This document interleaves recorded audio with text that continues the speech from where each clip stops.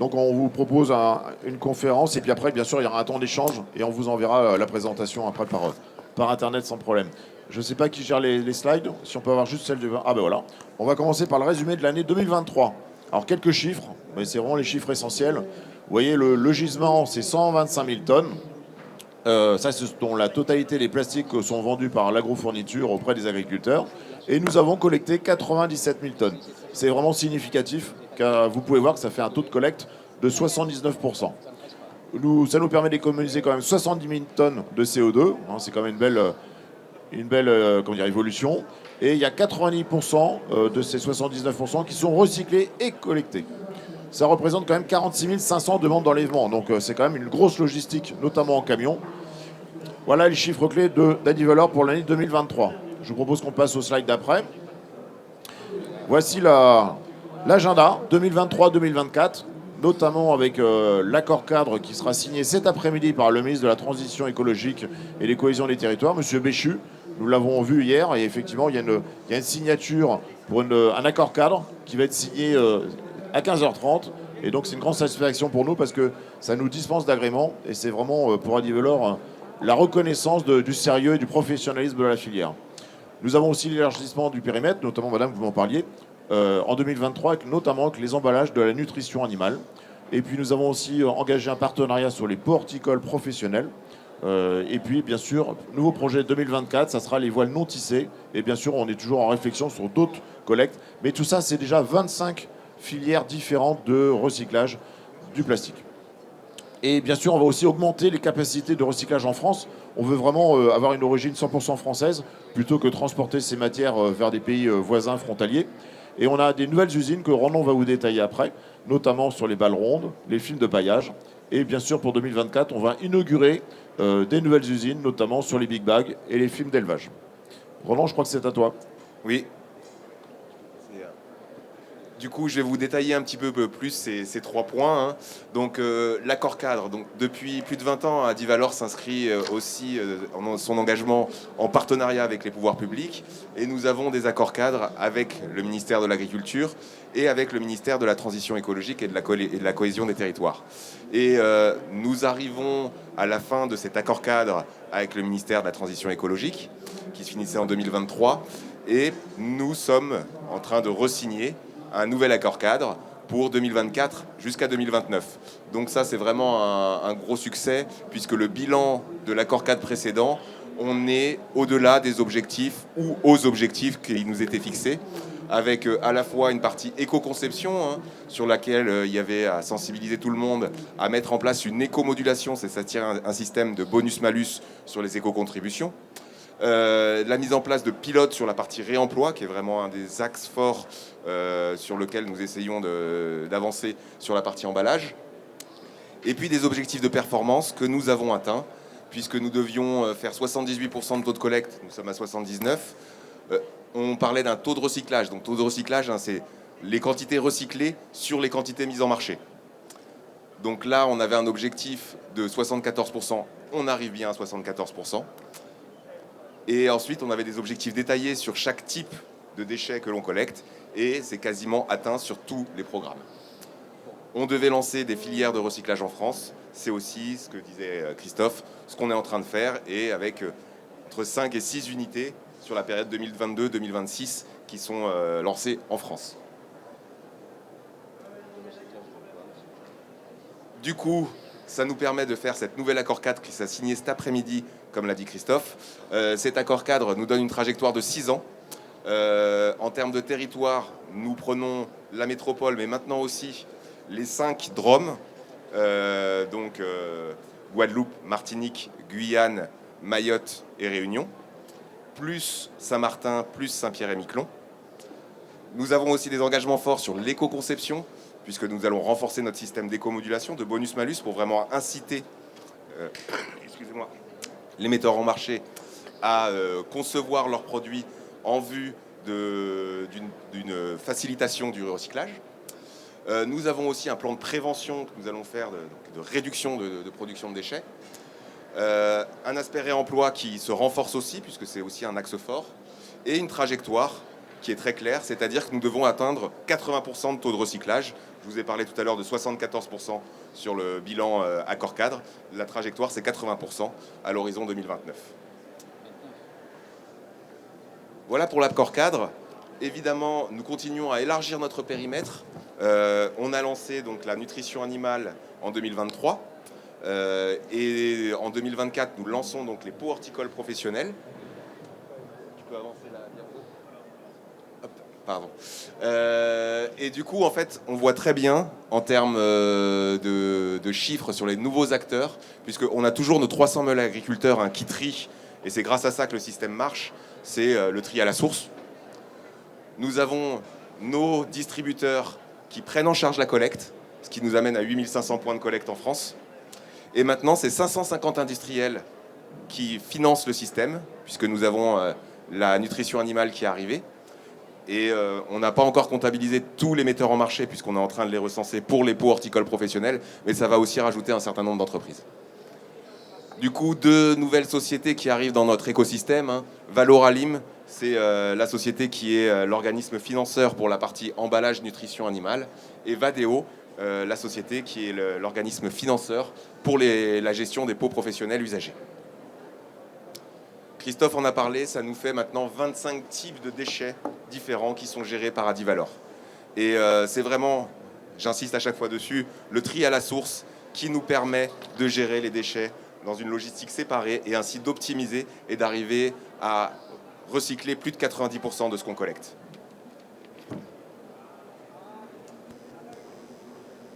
Après ces programmes dont je vous ai parlé, c'est pas encore fini puisque nous avons beaucoup d'études de configuration pour lancer la collecte de nouveaux déchets qui sont en cours.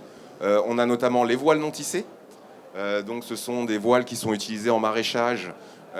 Certains connaissent peut-être le P17, souvent on parle beaucoup de ce produit-là, mais aussi qui sont utilisés dans le nord de la France sur les pommes de terre. Nous allons prendre aussi les filets anti-insectes, qui ne sont pas encore dans notre périmètre, et on va essayer de le configurer très rapidement. On a aussi un certain nombre d'emballages qui ne représentent pas des gros volumes, qui peuvent être des enveloppes alumisées, qui peuvent être un certain nombre de choses, mais qui sont aussi en cours d'étude pour pouvoir les intégrer dans le périmètre. Et on a encore d'autres projets sur lesquels je ne peux pas communiquer à ce stade. Donc on a beaucoup de choses qui vont être mises en place en termes de préfiguration de filières en 2024. Alors, on voulait avoir le témoignage d'un agriculteur qui malheureusement est encore dans les bouchons. Du coup, on avait quand même anticipé un petit peu, donc on a fait une petite vidéo avec lui, et donc on va vous laisser découvrir la vidéo. Bonjour, Cédric Sablerol, producteur de lait dans le sud-ouest, dans le Tarn, sur 65 vaches laitières et 120 hectares. Donc on travaille avec Adivalor sur tout le recyclage, donc déjà sur toute la partie céréales, big bag, produits phyto, sacs d'engrais, sacs de semences. Et Adivalor a lancé la collecte d'emballage vide nutrition animale. Donc ça c'est très important pour nous, il y a un petit moment qu'on l'attendait, parce que c'est vrai que ça représente quand même des quantités assez importantes sur l'exploitation, que ce soit tous les sacs de levure, de minéraux, des seaux en plastique de 25 kg, des fûts d'aliments liquides pour les vaches en fûts de 250 litres. Donc voilà, concrètement tout ça, on le stocke dans un coin de l'exploitation, on fait des tas avec les sacs, on aligne tous les seaux, tout est là. Et de temps en temps, là, nous c'est une coopérative qui nous appelle, qui est partenaire avec Adivalor et qui nous propose des dates de collecte, ce qui fait qu'on peut amener tous ces déchets en gros au recyclage. Donc déjà c'est très important pour nous parce que ça nous permet dans un premier temps de faire le vide un peu sur l'exploitation, de ranger un peu, de nettoyer. Et le plus c'est de savoir que tout ça est recyclé. Donc ça c'est important, c'est vrai que cette filière, souvent on pense qu'on pollue un peu avec tous ces déchets qu'on a un peu partout sur les exploitations, mais il faut savoir que tout est recyclé, que ce soit comme j'ai dit les ficelles, les filets, des balles rondes, et donc là maintenant avec les sacs d'aliments, de minéraux, de vitamines, les seaux et tout ça, donc c'est très important pour nous, ça fait un petit moment qu'on fait ça depuis que ça existe en fait. Et c'est bien pratique de savoir que oui, on a du déchet sur les exploitations, mais oui, il est recyclé. Donc voilà, c'est quand même une fierté pour nous.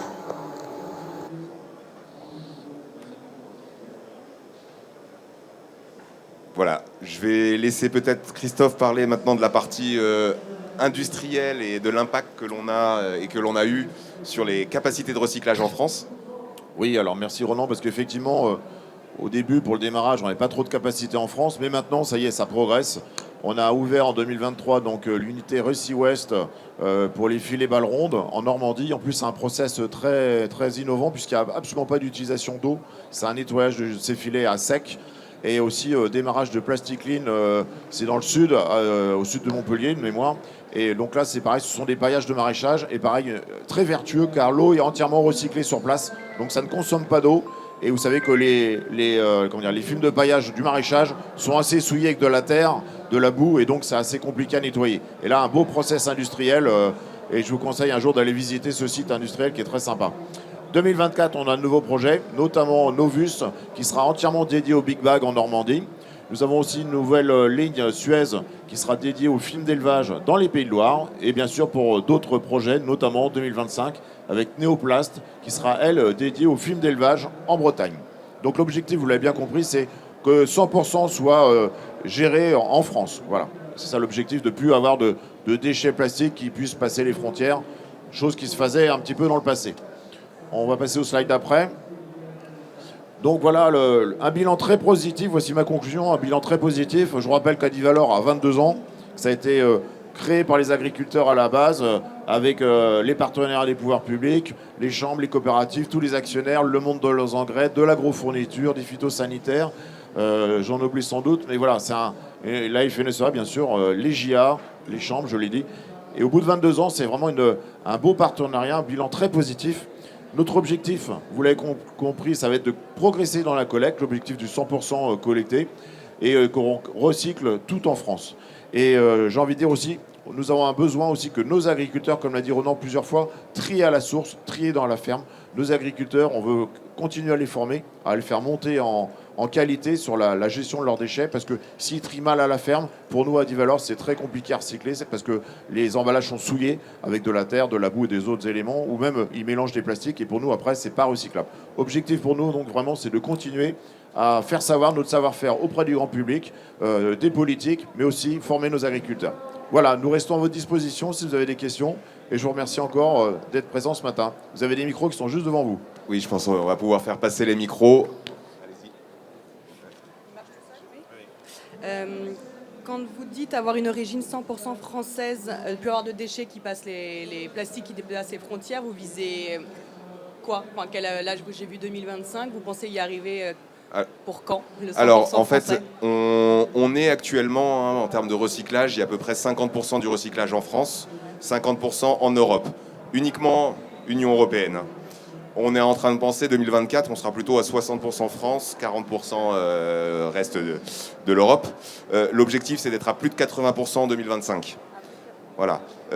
On aura toujours une partie qui partira encore dans l'Union européenne sur les pays proches, mais l'objectif est de tendre petit à petit vers zéro. Je vais vous passer les micros, pardon. Oui, bonjour. Vous pourriez préciser la partie réemploi des emballages? Vous avez mentionné cet aspect-là. Alors, la partie réemploi, c'est une partie qui est très challengeante pour nous. Donc actuellement, on met en place des pilotes. Donc on a un pilote sur des fûts notamment qui est en cours. On va commencer un pilote sur des bidons qui est un peu après. On a d'autres pilotes en prévision sur d'autres types d'emballages. Et l'objectif, c'est vraiment de pouvoir arriver à des filières opérationnelles très rapidement. Il y a des objectifs très ambitieux en termes réglementaires. Et c'est très impactant parce que vous voyez bien le réemploi. Pour pouvoir faire du réemploi, il faut que les emballages soient préservés. Et notamment, nous, dans nos schémas logistiques habituels, on va mettre en balle les déchets, justement pour gagner de la place, pour ne pas transporter d'air. Là, forcément, au contraire, il va falloir arriver à les stocker, à les préserver pour pas qu'ils soient abîmés et qu'ils puissent être employés. Donc c'est très challengeant. Et il y a tout aussi un circuit d'opérateurs terrain pour pouvoir faire cette préparation pour le réemploi qui n'existe pas encore et qui est en train de se structurer. Alors, c'est pas forcément de la reverse logistique, parce que la reverse logistique, ça voudrait dire que ça serait la même. C'est plutôt d'arriver sur les points de collecte, à stocker les déchets de manière à ce qu'ils soient le plus conservés possible, et ensuite de les transporter aussi. Donc, on a réussi à le faire sur les fûts, c'est possible sur des gros emballages. Ça sera beaucoup plus dur sur les petits, à mon avis, mais on essaye. Je pense que madame, elle voulait parler des remploi, c'est-à-dire corps fabrique avec du plastique, voilà, tout ce qu'on peut faire à partir du plastique C'est le recyclage, ça. recyclé. C'est ça votre... Sur le réemploi, c'est-à-dire de récupérer les fûts Oui. vides C'était en ça, ouais. contrepartie l'apport de nouveaux fûts. Et le problème se pose aussi sur ce qu'a contenu l'emballage. Alors, effectivement, l'origine. Alors déjà, il y a des matières, il y a des produits sur lesquels on ne pourra pas faire de réemploi, hein, parce que, par exemple, sur la nutrition animale, il y a des règles qui l'interdisent pour des questions sanitaires. Il peut y avoir aussi des questions chimiques sur des produits phytosanitaires. Mais en tout cas, on est en train d'explorer toutes les possibilités pour pouvoir mettre en place des filières opérationnellement très rapidement. Et je pense qu'on aura une première filière opérationnelle fin 2024, début 2025.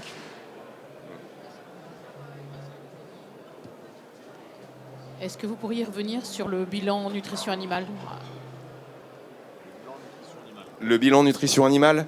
Donc la nutrition animale, les collectes ont commencé à l'automne. Donc les premières collectes ont eu lieu en octobre 2023. Donc là, nous arrivons sur... alors, on a encore les chiffres définitifs que pour le dernier trimestre finalement de l'année 2023, où on est à peu près sur 500 tonnes de collecte. Et on prévoit d'en faire un peu plus de 500 tonnes sur le premier trimestre 2024 et encore un peu plus sur le... Donc on va arriver sur un taux de collecte, on va dire sur les 6 premiers mois, autour de un peu en dessous de 20%, qui va augmenter progressivement pour atteindre les objectifs de la filière. Mais on est sur notre trajectoire. Sur le recyclage, est-ce que vous rencontrez des freins, ou en tout cas, est-ce qu'il y a des défis particuliers à relever sur certains plastiques ou certains produits aujourd'hui? Alors, il y a un défi et un frein actuellement sur le recyclage qui est commun à tout le recyclage. C'est que, alors je ne veux pas être trop pessimiste, mais nous avons un gros problème. Tous les recycleurs ont des gros problèmes actuellement. Les cours du plastique ont chuté. On a du plastique vierge qui arrive d'Asie à très bas prix, ce qui impacte toute la chaîne de valeur. Et du coup, on a si vous regardez les communiqués du syndicat des régénérateurs de plastique en France, vous verrez que tout le monde est dans la zone rouge, là, avec très peu de demandes et des prix très faibles. Donc là, actuellement, la grosse difficulté que l'on a sur le recyclage, c'est d'arriver à équilibrer les équations économiques. Après, si vous parlez plutôt de la question de quel plastique, quel devenir, effectivement, nous contrôlons exactement le devenir de nos déchets. C'est ce que montrait Christophe tout à l'heure. Voilà, que deviennent chaque type de déchets, puisqu'on a un certain nombre de déchets sur lesquels il faut vraiment s'assurer qu'il n'y ait aucun risque dans l'utilisation du plastique régénéré. Donc on a des cahiers des charges très précis pour s'assurer qu'il n'y a aucun problème. Et on travaille en projet R&D sur notamment l'incorporation de nos propres déchets dans des nouveaux produits agricoles. Et là aussi, on s'assure que ça ne présente aucun risque pour l'utilisation.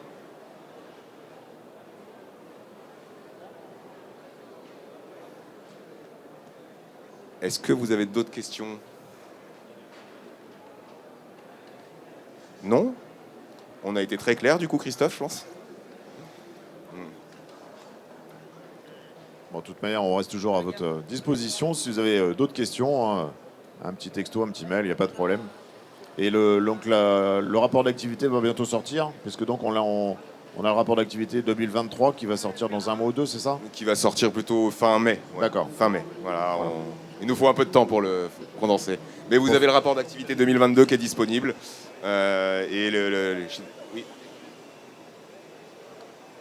En gros, quelle est la proportion de plastique que l'on arrive à recycler par rapport à tout ce qui est acheté, mis sur le marché, donc, comme pour utiliser le terme que vous utilisez, par les agriculteurs? Et quel est le chiffre d'affaires? Vous arrivez, comment ça fonctionne? J'avoue, je ne connais pas trop la filière. Alors, juste pour vous réexpliquer la filière. Alors, du coup, c'est ce que je disais, le résultat, c'est le taux de recyclage. Si on regarde l'indicateur, donc c'est les quantités recyclées sur les quantités mises en marché. Ça, je vous disais, 74%. Et l'objectif 80 dans le nouvel accord cadre. Ça fait 125 000 tonnes le gisement, ce qui est vendu. Et nous, on collecte 97 000 tonnes. Et là-dessus, on recycle 92% à peu près des 97 000 tonnes à la louche. Donc ce qui vous arrive à peu près à 74% de taux de recyclage. Le système en fait fonctionne à Divalor, en fait a été créé par l'ensemble de la filière au départ, hein, agriculteurs, distributeurs, industriels, avec un partage de responsabilités et aussi un partage financier. Les agriculteurs trient à la source, les distributeurs prennent en charge la collecte et les industriels prélèvent une éco-contribution sur leur prix de produit qui est reversé à Divalor pour financer le système. C'est comme ça que ça fonctionne.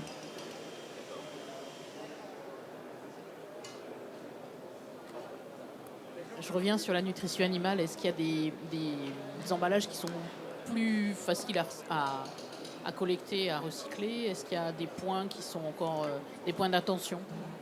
Alors, sur la partie nutrition animale, en fait, on a toute une partie qui est d'un certain côté sur lequel on a un peu moins de visibilité en termes de chiffres, mais qui est plus facile, puisque, pardon, on a les bidons, les big bags, les sacs, les fûts, donc hormis les seaux, justement, et à l'exception des seaux, tout ça est collecté en mélange, principalement, avec les bidons d'engrais, les sacs de semences, et les big bags d'engrais et de semences. Donc, on a, en fait, une partie qui était assez simple à mettre en place, puisque c'était juste rajouter des emballages de nutrition dans un flux qui existait. Pour la partie seau, là c'était plus compliqué parce que c'est pas un flux qui existe, donc on met en place la collecte des seaux. C'est pas facile parce qu'à préparer, à récupérer, et puis en plus on récupère des seaux qui sont parfois dans des états pas possibles. Donc voilà, on est en train de mettre en place ça. On fera un bilan au bout d'un an pour voir si on doit ajuster un peu nos process. Mais à ce stade, effectivement, on a des collectes de seaux qui sont pas des... On n'a pas des très grosses quantités collectées, pour être honnête. Et puis, il y a pas mal de sacs papier qui sont réutilisés, quoi. Voilà, ça permet un réemploi sur la ferme. L'agriculteur, il aime bien aussi garder des seaux, des sacs, des bouts de ficelle, hein. On a tous de la ficelle dans nos exploitations agricoles, donc voilà. J'avais une autre question par rapport au territoire d'outre-mer. Vous dites que vous commencez à collecter, mais est-ce que justement ces flux, ils vont rester sur place? Est-ce qu'il y a des exutoires sur place ou est-ce que ça va revenir sur la métropole pour être valorisé? Alors, je ne sais pas si je peux répondre en 1 ou 2 minutes à cette question et s'il ne faut pas une petite heure. C'est un sujet complexe. Non, en gros, donc on a des très petits flux, hein, les gisements sur les territoires outre-mer. On va dire les plus gros départements sont les Antilles et c'est 1000 tonnes de gisements grand max. 1000 tonnes de gisements grand max par territoire. Sur place, nous n'avons pas de solution ou très peu de solutions de valorisation. Et industriellement, quand vous parlez d'unité, c'est souvent 10 000 tonnes. Donc, et 10 000 tonnes d'un type de plastique. Là, quand je dis 1000 tonnes, c'est tout mélangé. Donc, c'est très difficile de trouver des solutions sur place. On y travaille avec les territoires. Mais on a une grosse partie de ces déchets qu'on rapatrie en métropole avec Ecodiam, Dimitri d'ailleurs qui travaille pour Ecodiam est juste là derrière, pour la Martinique, avec Agrivalor pour la Guadeloupe, avec EcoAgri sur la Réunion. Donc on va essayer de rapatrier les déchets pour les recycler en France métropolitaine. Ça fait faire des kilomètres, mais on n'a malheureusement pas beaucoup de solutions sur ces territoires qui sont en plus très sensibles en termes de questions environnementales et de pollution. Donc il faut à ce stade, on rapatrie. Il y a la filière forêt-bois qui a l'intention de développer les emballages papier, les emballages carton. Je ne sais pas est-ce qu'il est possible de substituer le plastique pour les agriculteurs. J'imagine que c'est compliqué. Et de le remplacer par peut-être pas du papier, pas des sachets en papier, mais du carton ou tout au moins ce qui serait de la biomasse issue de la forêt, quoi. Par exemple, les semences de betterave, maintenant, les cartons, c'est des cartons qui sont faits à partir de réemploi, de recyclés. Après, nous, on s'occupe vraiment de tout ce qui est plastique, recyclage et valorisation du plastique. Après, bien sûr, il y a d'autres partenaires qui travaillent des process industriels pour faire des cartons recyclés, on va dire. Bah, on fait aussi du papier quand même. On a quand même tous les sacs papier voilà, qu'on fait. Mais non, pour votre question, c'est-à-dire est-ce qu'on pourrait remplacer les emballages plastiques par du papier? Il y a peut-être quelques pistes qui pourraient être regardées. Néanmoins, ça semble très compliqué vu la nature des produits.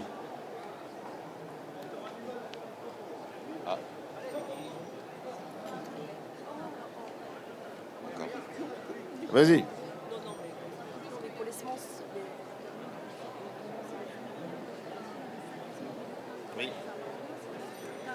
Alors la question, c'est est-ce que les semences de betterave, ça marche bien? Effectivement, c'est pas forcément non plus très simple, parce que moi-même qui suis betteravier, quand tu sèmes tes betteraves, tu gardes les boîtes pour la traçabilité, savoir s'il y a une mauvaise levée, quoi. Et après, d'un seul coup, il faut avoir le réflexe de dire, bon, maintenant, je les plie, je les remets dans un sac et je les ramène à la coopérative.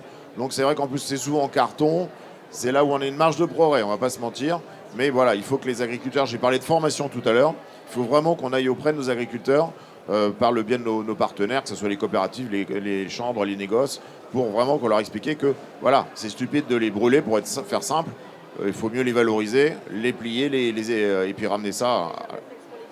Exactement, mais on a le réflexe sur les phytos, je pense que 100% maintenant, ou 98% des agriculteurs le font. Maintenant, sur les cartons, effectivement, on a encore une marge de progression.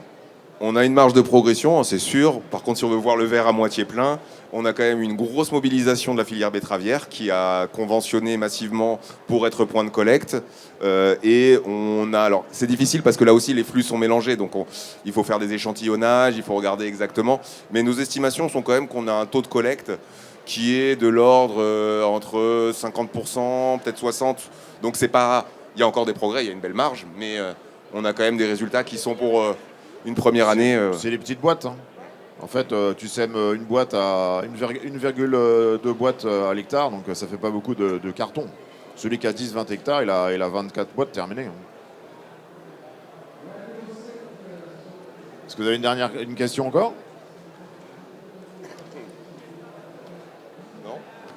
Bah, écoutez, on vous remercie encore Merci une fois. beaucoup en tout cas pour vos questions. On vous souhaite une belle journée, un beau salon. Merci.